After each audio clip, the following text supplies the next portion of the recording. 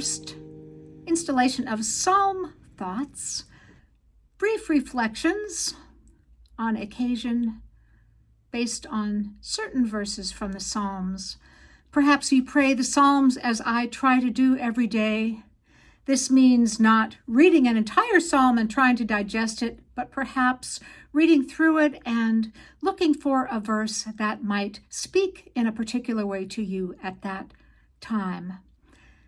Today, I was looking at Psalm 4, which we had in worship last week, and I remembered this verse. You have put gladness in my heart more than when grain and wine abound. Well, perhaps we think of grain and wine as iconic images in the ancient biblical culture, but let's think about what that really means. And to bring that to life, I remembered something that composer Virgil Thompson used to tell his personal assistant. I knew his personal assistant as a friend back in the day, quite a long time ago when I lived in Boston.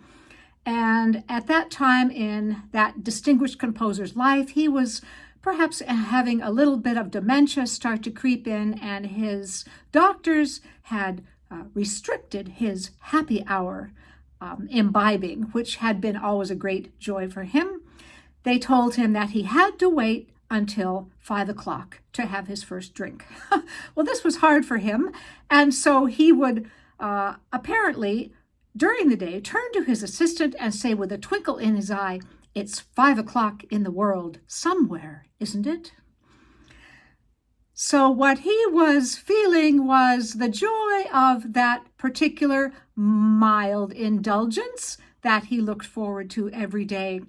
Well, more than when grain and wine abound, so God puts this gladness, this joy in our hearts more so than when we have in abundance the particular material treasures that make us happy.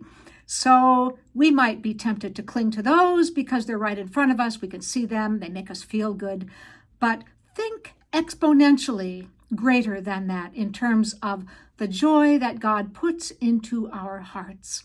So that might be the way to take this verse into your prayer today. Peace be with you.